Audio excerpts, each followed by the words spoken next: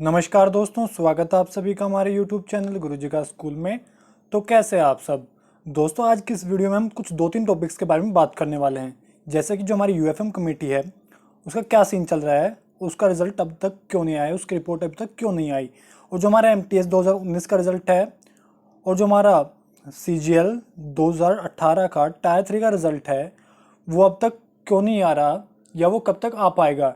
क्योंकि जो हमारा एमटीएस का रिजल्ट है और जो हमारा सीजीएल का रिजल्ट है वो हमारी यूएफएम कमेटी की रिपोर्ट पे डिपेंड करेगा। तो दोस्तों, हमारी आज की इस वीडियो को शुरू करने से पहले फटाफट आप वीडियो को लाइक कर दें और शेयर कर दें। और दोस्तों, अगर आप हमारे चैनल पर नए हैं तो हमारे चैनल को सब्सक्राइब कर लें और बेल आइकन दबा लें, जिससे कि आप आने वाली किसी वीडियो अपडेट को मिस ना कर पाएँ। तो दोस्तों, आप जैसा कि आप जानते हो, सभी जानते हो कि सीजीएल 2019 का टायर 1 का रिजल्ट आ गया है। हमने आपको बताया था कि आपका जून के एंड तक या आपका जुलाई 1 तक आपका रिजल्ट आ जाएगा। और जैसा कि हमने आपको बताया था कि जो एसएससी की एक्सपेक्टेड डेट है रिजल्ट की वो मैक्सिमम 1 जुलाई है, तो उस डेट तक आपका रिजल्ट आ गया। तो दोस्तों, अब बात करते हैं यूएफएम कमेटी की। दोस्तों, यूएफएम कमेटी का गठन क्यों हुआ था? क्योंकि जो सीएचएसएल 2018 टायर 2 का रिजल्ट आया था डिस्क्रिप्टिव एग्जामिनेशन का, उसमें लगभग 4500 कैंडिडेट्स को फेल कर दिया गया था यूएफएम देखे। अब जो यूएफएम हुआ था उसके बारे में हमने अलग से वीडियो बनाई, हमने एक्सप्लेन किया कि क्या है यूएफएम। वैसे आपको बता दें, थोड़ा शॉर्ट में बता देते हैं कि यूएफएम क्या था।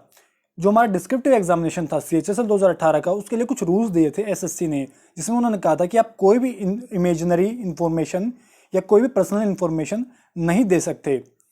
और इसी वजह से सीएचएसएल ने अपनी ओर से रूल लगाए कि आपने जो ये कैंडिडेट फेल किए गए हैं, इन्होंने इमेजिनरी इन्फॉर्मेशन दी है, जिस पे काफ़ी कैंडिडेट्स ने ऑब्जेक्शन किया। क्योंकि उन्होंने अपनी तरफ से काफ़ी बेहतर अपना आंसर दिया था, जिसमें उन्होंने कोई भी ऐसी इन्फॉर्मेशन नहीं दी थी जिससे उनकी आइडेंटिटी को पता किया जा सके। तो उन्होंने इसके अगेंस्ट प्रोटेस्ट किए, जिसकी वजह से हमारा मई 2020 में एक कमेटी गठन की गई। एसएससी ने निर्णय लिया कि इसको जांच करने के लिए, इसकी जांच करने के लिए कमेटी का गठन किया जाए, जो कि हमारी होगी यूएफएम कमेटी। और इस कमेटी में प्रोफेसर शामिल किए जाएंगे।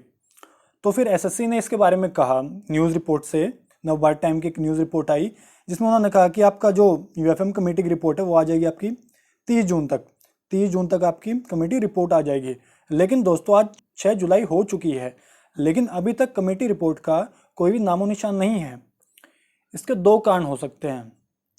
एक तो वही आपकी एसएससी बहुत ही लचर काम कर रही है, और जैसा कि एसएससी का कहना है कि एसएससी का इसमें कोई भी हाथ नहीं है। जैसे ही कमेटी रिपोर्ट एसएससी के हाथ में आती है, वो उसकी जांच करके पब्लिश कर देगी।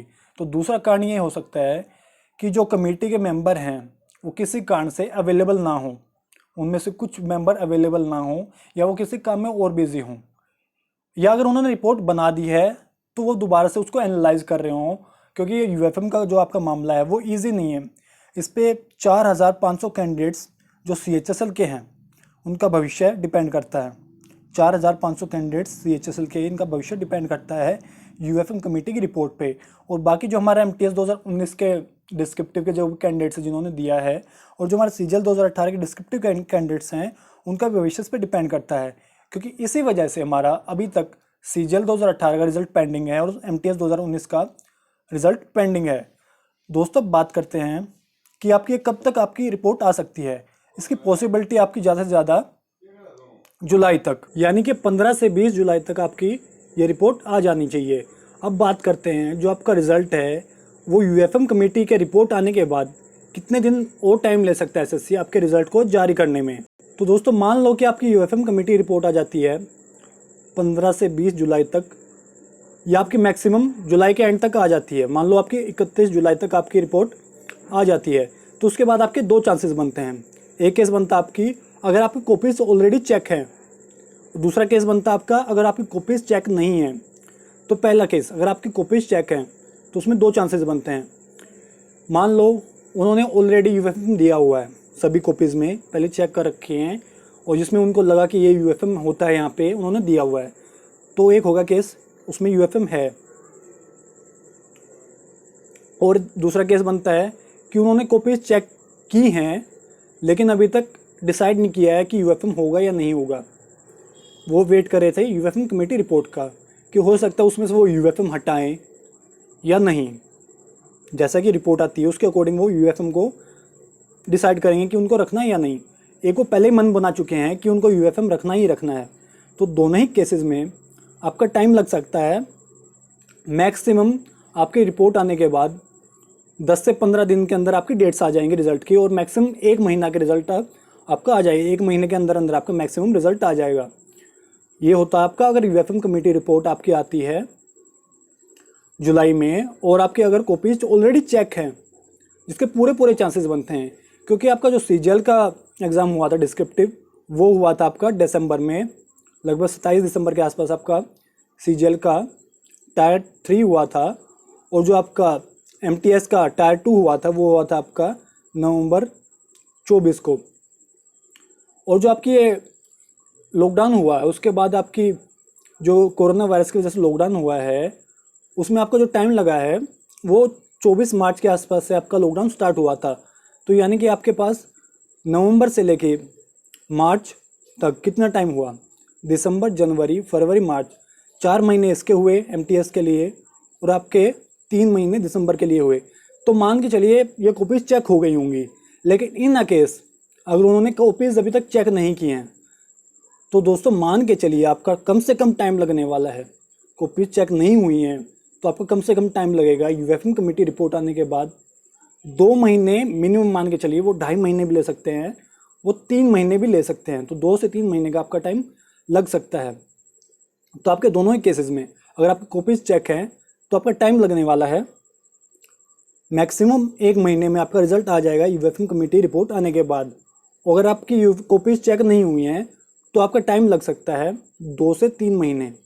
तो आपके चांसेस बनते हैं जो आपका रिजल्ट आ सकता है सीजीएल 2018 का और एमटीएस 2019 का जो आपका रिजल्ट आ सकता है वो आ सकता है आपका अगस्त मिड तक, या आपका अगस्त एंड तक आपका रिजल्ट आ जाना चाहिए अगर एसएससी अच्छे से काम करता है। क्योंकि जो 2019 का रिजल्ट आया है उसमें उन्होंने कहा था कि सीजीएल 2019 का रिजल्ट आया है उसके लिए उन्होंने कहा था कि आपका जून में रिजल्ट आ जाएगा, लेकिन उन्होंने जूनियर हिंदी ट्रांसलेटर का रिजल्ट तो घोषित कर दिया लगभग 16 जून के आसपास, लेकिन जो सीजीएल का रिजल्ट घोषित किया वो उन्होंने किया 1 जुलाई को घोषित किया। तो उन्होंने 15 दिन ज़्यादा ले लिए जूनियर हिंदी ट्रांसलेटर का रिजल्ट घोषित करने के बाद। चाहे तो वो अगर रिजल्ट घोषित करना चाहते तो वो 20 जून तक मैक्सिमम कर सकते थे, लेकिन जैसे कि वो हमेशा से स्लो काम कर रहे हैं।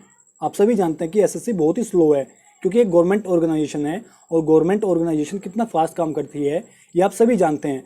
तो दोनों ही केसेस में आपका मैक्सिमम जो टाइम लगने वाला है वो 2 से 3 महीने अगर आपकी कॉपीज़ चेक नहीं हुई हैं, और अगर आपकी कॉपीज़ चेक हैं तो आपका 1 महीना तो लगने ही लगने वाला है। तो आपके चांसेस हैं कि आपका अगस्त एंड तक रिजल्ट आ जाएगा अगर आपकी कॉपीज़ चेक है, और नहीं तो आपका नवंबर तक आपका टाइम लगने वाला है। क्योंकि कुछ कॉल रिकॉर्डिंग्स आ रही हैं सामने कि पता नहीं वो फेक हैं या रियल हैं, कि उनमें कहा जा रहा है कि आपका टाइम लग सकता है नवंबर तक आपका रिज़ल्ट आएगा। दोस्तों एक बात और है, जो आपका सीजीएल 2019 का रिज़ल्ट आया था 1 जुलाई को, उससे पहले आपका 29 जून को आपकी वैकेंसीज अपडेट हुई थी सीजीएल 2019 के लिए। तो मैक्सिमम बार काफ़ी बार एसएससी ने ऐसा किया कि जब भी कोई रिज़ल्ट आना होता है, जैसे कि सीएचएसएल 2017 का जो रिज़ल्ट आया था और जो हमारा सीजीएल 2017 का रिज़ल्ट आया था, उससे पहले उससे रिलेटेड कोई नोटिस आए थे, वैकेंसीज रिलेटेड नोटिस आए थे कि वैकेंसीज में अपडेशन हुई है या कुछ फेरबदल किया गया है। तो हर बार जब भी आपके नोटिस आते हैं तो उसके 1 या 2 दिन बाद आपका रिजल्ट घोषित कर दिया जाता है। और हमने प्रेडिक्ट भी किया था जब आपकी डेट बताई थी सीजीएल 2019 के टायर 1 के रिजल्ट के लिए कि आपकी वैकेंसीज आ गई हैं, तो आपके चांसेस बनते हैं कि आपका रिजल्ट जल्दी आ जाए, और वैसा ही हुआ। 2 दिन बाद आपका रिजल्ट घोषित कर दिया गया। और दोस्तों एमटीएस 2019 की जो वैकेंसीज अपडेट हुई हैं वो हुई हमारी 15 मई को। ये इस वजह से भी हो सकती हैं क्योंकि कैंडिडेट्स काफ़ी मांग कर रहे थे कि वैकेंसीज कितनी हो सकती हैं, काफ़ी उनको आशा थी कि वैकेंसीज बढ़ सकती हैं, इस वजह से भी उन्होंने वैकेंसीज अपडेट की होंगी। लेकिन चांसेस बनते हैं कि आपका रिजल्ट रेडी हो चुका होगा, मोस्ट प्रोबेबल आपका रिजल्ट रेडी हो चुका होगा। तो आपका मैक्सिमम जो टाइम लगने वाला है वो अगस्त में आपका रिजल्ट आ जाएगा, सीजीएल का भी और आपका एमटीएस 2019 का भी। तो दोस्तों आज की इस वीडियो में बस इतना ही। अगर आपको हमारा आज का वीडियो पसंद आया है तो इसे लाइक करें, शेयर करें। अगर आप हमारे चैनल पर नए हैं तो हमारे चैनल को सब्सक्राइब कर लें और बेल आइकन दबा लें, जिससे कि आप आने वाले किसी वीडियो अपडेट को मिस ना कर पाएँ। दोस्तों आपकी कोई भी क्वेरी या डाउट है, आप कोई भी क्वेश्चन पूछना चाहते हैं किसी भी एजुकेशन रिलेटेड टॉपिक से, तो आप नीचे कमेंट बॉक्स में हमें बता सकते हैं, या आप हमें बता सकते हैं हमारे इंस्टाग्राम अकाउंट पे, हमारे ट्विटर अकाउंट पे, हमारे फेसबुक पेज पे, या आप हमें बता सकते हैं हमारे टेलीग्राम चैनल पे। और इनको फॉलो और सब्सक्राइब करने का लिंक आपको नीचे डिस्क्रिप्शन बॉक्स में मिल जाएगा। तो दोस्तों तब तक के लिए अपना ख्याल रखें, अपने परिवार वालों का ख्याल रखें, घर में रहें, स्वस्थ रहें। Stay home, stay healthy. धन्यवाद। जय हिंद।